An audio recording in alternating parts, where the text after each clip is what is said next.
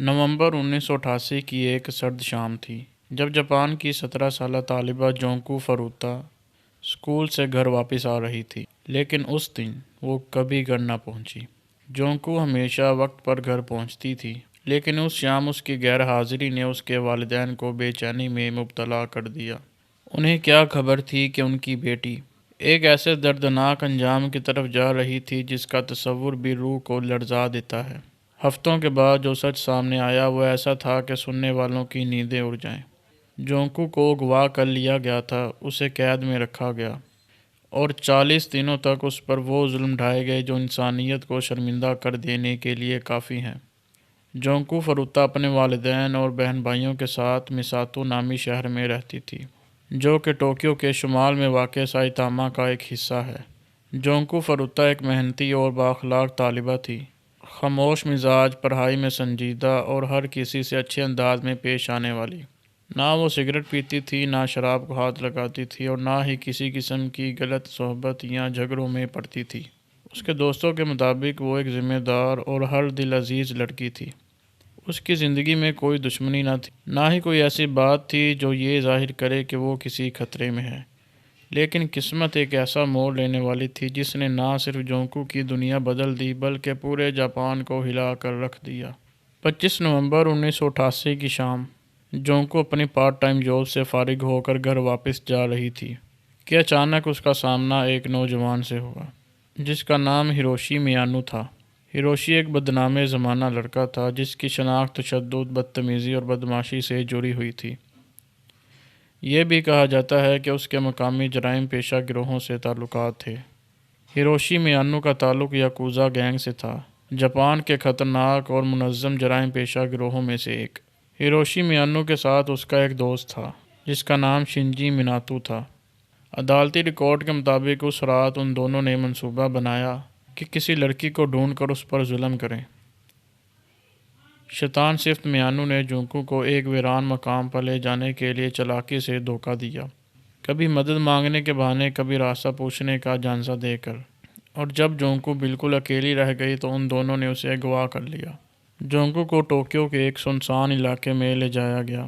شنجی میناتو اسے اپنے گھر لے گیا۔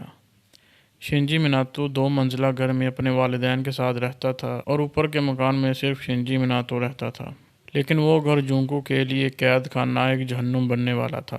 اگلے 44 دنوں تک اس گھر میں اسے قید رکھا گیا اور بار بار اسے مظالم کا نشانہ بنایا گیا، جنہیں بیان کرنا بھی انسانیت کے منہ پر تمانچہ ہے۔ جسمانی تشدد، جنسی زیادتی اور ذہنی اذیت۔ ایسا کوئی ظلم نہ تھا جو ان درندہ صفت لڑکوں نے جونکو پر نہ آزمایا ہو۔ جلد ہی ظلم و بربریت میں 2 اور شیطان شریک ہو گئے، جو آگورا اور یاسوشی۔ اب وہ 4 ہو چکے تھے، 4 درندے ایک معصوم جان کے خلاف ایک ایسی قید جو روز بروز زیادتی، تشدد اور اذیت کی نئی شکل اختیار کر رہی تھی۔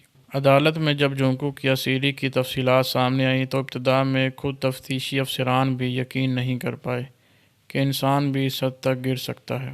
جونکو کو روز مارا پیٹا جاتا، کبھی اسے برہنہ کر کے سردی میں بالکونی پر سونا پڑتا، کبھی ٹھنڈے فرش پر بغیر کسی کمبل یا کپڑے کے۔ ایک بھیانک سزا بغیر کسی جرم کے۔ وہ کئی بار زیادتی کا نشانہ بنی۔ صرف ان 4 لڑکوں نے نہیں بلکہ کچھ بیانات کے مطابق انہوں نے دوسرے لوگوں کو بھی بلایا تاکہ وہ بھی اس مظلوم لڑکی پر اپنی ہوس کی آگ بجھا سکیں۔ ان لڑکوں نے نہ صرف خود ظلم کیا بلکہ دوسروں کو بھی بلایا تاکہ وہ اس درندگی کا حصہ بنیں، چاہے زیادتی کریں یا صرف تماشائی بن کر اس مظلوم کی بے بسی کا نظارہ دیکھیں۔ جونکو کو کھانے سے محروم رکھا گیا، اسے سگریٹ اور لائٹر سے جلایا گیا، اور حد تو یہ تھی کہ اس کے جسم کے اندر آتش بازی ڈال کر آگ لگا دی گئی۔ اس کا جسم زخموں، جلن اور سوجن سے چیخ رہا تھا۔ اس کے ہاتھ اور ٹانگیں توڑ دی گئیں، یہاں تک کہ وہ نہ چل سکتی تھی، نہ خود سے واش روم جا سکتی تھی۔ اتنے شدید زخموں کے باوجود اسے ایک بار بھی طبی امداد نہ دی گئی۔ قید کے ابتدائی دنوں میں ان درندوں نے اسے مجبور کیا کہ وہ اپنے والدین کو فون کرے اور جھوٹ بولے کہ وہ اپنی مرضی سے ایک دوست کے گھر چلی گئی ہے۔ جونکو اپنی جان کے خوف سے یہ سب کچھ کرتی رہی۔ یہ جھوٹ، یہ دھوکہ ان درندوں کے لیے وقت خریدتا رہا، اور جونکو کے لیے موت سے بدتر زندگی جاری رہی، جہاں نہ در و دیوار اسے بچا سکتے تھے، نہ انسانیت اس کے قریب تھی۔ یہ سب کچھ ہوتا رہا، یہ سب کچھ شنجی میناتو کے گھر میں ہوتا رہا۔ اس گھر میں اس کے والدین اور بھائی بھی رہتے تھے، مگر افسوس کسی نے کچھ نہ دیکھا یا پھر جان بوجھ کر آنکھیں بند کر لیں۔ شروع میں جونکو کو مجبور کیا گیا کہ وہ خود کو میناتو کی گرل فرینڈ ظاہر کرے تاکہ گھر والوں کو شک نہ ہو، لیکن جیسے جیسے اس پر ظلم بڑھتے گئے اس کے جسم پر پڑنے والے زخم چھپائے نہ جا سکے۔ محلے داروں نے بعد میں بیان دیا کہ وہ اکثر اس گھر سے دل دہلا دینے والی آوازیں سنتے تھے، چیخیں، رونا اور ایسی دہائیاں جو دل کا کلیجہ چیر دیں۔ حیرت کی بات یہ ہے کہ پولیس کو جونکو کی گمشدگی کے دوران 2 مرتبہ میناتو کے گھر پر بھیجا گیا، لیکن ہر بار انہیں دروازے سے واپس کر دیا گیا۔ نہ گھر کی تلاشی لی گئی، نہ کسی نے جھانک کر دیکھا کہ اندر کیا ہو رہا ہے۔ وہ مظلوم لڑکی بس چیختی رہی، بلکتی رہی اور دنیا بے حسی کا تماشا دیکھتی رہی۔ ہر بار جب پولیس وہاں پہنچی، شنجی میناتو کے ماں باپ نے دروازے پر آ کر صاف الفاظ میں انکار کر دیا کہ یہاں کوئی لڑکی نہیں اور سب کچھ بالکل ٹھیک ہے، اور افسوس پولیس نے ان کی بات پر یقین کر لیا۔ نہ گھر کی تلاشی لی، نہ مزید چھان بین کی۔ گھر کے اندر جو قیامت ٹوٹ رہی تھی اس کی چیخیں شاید دیواروں سے ٹکرا کر واپس آ رہی تھیں، مگر دنیا خاموش تماشائی بنی رہی۔ کیا یہ خوف تھا، یا جان بوجھ کر آنکھیں بند کر لی گئیں، یا پھر اپنی اولاد کو بچانے کی اندھی خواہش؟ جو بھی ہو، میناتو کے خاندان نے وہ سب کچھ نظر انداز کیا جو ایک معصوم جان کی زندگی بچا سکتا تھا۔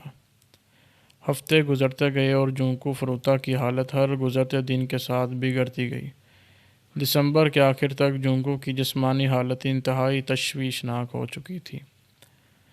وہ اندرونی چوٹوں کا شکار ہو چکی تھی، شدید انفیکشنز، جسمانی سوزش اور روح تک کو چیر دینے والی تکلیف میں مبتلا تھی۔ ہفتوں کے بدترین تشدد، اندرونی زخموں اور پھیلتے ہوئے انفیکشن نے جونکو فروتا کا جسم توڑ کر رکھ دیا تھا۔ 4 جنوری 1989 کو تقریباً 6 ہفتے قید میں رہنے کے بعد جونکو نے ہمیشہ کے لیے آنکھیں بند کر لیں۔ موت کی اصل وجہ زخموں کا شدید اثر، انفیکشن اور جسمانی نظام کا مکمل فیل ہو جانا بتایا گیا، لیکن ظالموں نے یہاں بھی انسانیت نہ دکھائی بلکہ اس کے بے جان جسم کو ایک 55 گیلن کے لوہے کے ڈرم میں ڈال دیا، اسے کنکریٹ سے بھر دیا اور اس ڈرم کو ٹوکیو کے ایک سنسان تعمیراتی مقام کوٹو میں چھوڑ دیا۔ دنیا کو اب تک کچھ خبر نہ تھی، جونکو غائب تھی، مگر حقیقت مٹی اور کنکریٹ کے نیچے دفن تھی۔ ہفتوں بعد جنوری کے آخر میں یہ خوفناک راز اس وقت سامنے آیا جب ہیروشی میانو کو ایک اور جنسی زیادتی کے الزام میں گرفتار کیا گیا۔ تفتیش کے دوران جب سوالات سخت ہوئے تو پولیس کو جونکو کی گمشدگی کے بارے میں ایسا انکشاف ملا جس نے جاپان کو ہلا کر رکھ دیا۔ آخرکار ہیروشی میانو نے اقرار جرم کر لیا اور باقی لڑکوں کو بھی گرفتار کر لیا گیا۔ وہ لوہے کا ڈرم جس میں جونکو کا بے جان جسم چھپا تھا کچھ ہی دیر بعد برآمد کر لیا گیا۔ ان چاروں مجرموں کی عمر اس وقت 20 سال سے کم تھی، اس لیے جاپانی قانون کے تحت انہیں نابالغ سمجھ کر مقدمہ چلایا گیا۔ ابتدائی طور پر ان کے نام خفیہ رکھے گئے، لیکن اس سنگین جرم اور عوامی غم و غصے کی وجہ سے جاپانی صحافیوں نے یہ نام شائع کر دیے، یہ کہتے ہوئے کہ عوام کو حق ہے کہ وہ جانے کہ یہ درندے کون ہیں۔ ملزموں کو دی جانے والی سزا کو کئی لوگوں نے بہت نرم اور ناکافی قرار دیا۔ ہیروشی میانو کو سزا ملی 20 سال قید، جبکہ باقی تینوں کو 5 سے 10 سال کے درمیان تک کی سزائیں ملی۔ جاپان کے بہت سے لوگ اس پر شدید ناراض ہوئے کہ ان درندوں کے لیے عدالت نے نامناسب سزا دی ہے۔ وہ سمجھتے تھے کہ انصاف کا نظام ایسی شفاف اور خونخوار واردات کے لیے ناکام رہا۔ کچھ مجرموں کو تو رہا بھی کر دیا گیا اور بدقسمتی سے بعد میں وہ دوبارہ جرم کر بیٹھے۔